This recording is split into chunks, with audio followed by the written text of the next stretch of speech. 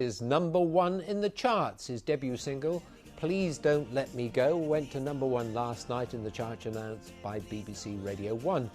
Ollie was runner-up in the X Factor. He promised to pose nude if he ever got to #1. He beat Teenage Dream by Katy Perry to the #2 spot this week. Now, it was the first day back at school for many children today, and that always means more traffic on the roads. BBC Radio Norfolk has launched a new road safety campaign to raise awareness of the dangers children face when they're travelling to school. When the schools go back, the roads get busier. With more traffic around, there's a greater risk of a child being involved in a road accident on the way to and from school. And today, BBC Radio Norfolk launched their Safe to School campaign. George has called to tell me there's been an accident on the A149 main road in... We're going to look at some of the issues that cause problems around schools with the traffic. You've got hundreds, sometimes thousands in some schools of children, some walking, some on bikes, and it really does cause scenes of utter chaos at the school gates. And it's just trying to get people to think about that and working out what they can do to try and make that journey to school a bit safer. Norfolk's roads are captured on these cameras. Last year, 246 children were involved in accidents on the county's roads. Out of that number, 21 were seriously injured. Sandwiched between two major roads, Rawton Junior and Infant schools in Great Yarmouth are accident hotspots. It's children at schools like these who will benefit from the safety advice the scheme is promoting. We have probably a mix of pupils who walk, a number who are obviously driven in by their parents, and a number cycle. The main problems actually is the congestion on the two roads. We're bordered both sides by two very busy roads. One of them is probably the most dangerous road in Norfolk. So it's very dangerous to actually use those roads. BBC Radio Norfolk's Safe to School campaign lasts for 2 weeks, but it's hoped the message of road safety will be around for months to come. Catherine Nash, BBC Look East, Norfolk.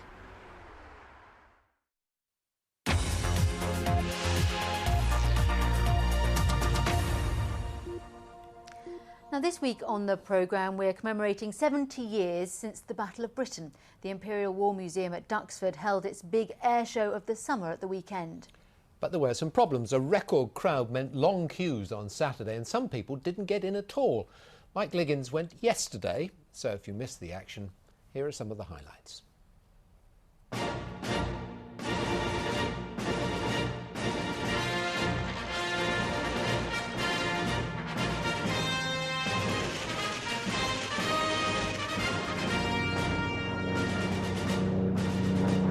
It was the summer of 1940.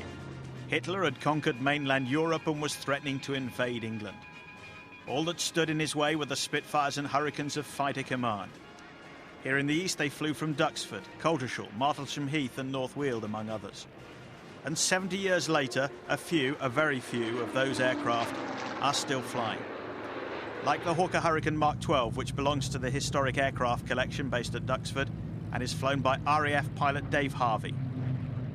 It's loud, very, very loud, especially when you've got high power settings either on takeoff or during display. It's very hot, very smelly, petrol, oil, but yeah, it's fantastic. Dave Harvey filmed these exclusive pictures for Look East over the weekend as 4 Hurricanes flew together. He has the utmost respect for the young men who fought in the Battle of Britain. It must have been incredibly scary, to be perfectly honest. I mean, having been a fighter pilot in the Air Force for many years, I've flown in large formations, for example, but that is the sight that greeted the young guys of Fighter Command in the Spitfires and Hurricanes on an almost daily basis. In other highlights, the big crowd saw an F-16 of the Belgian Air Force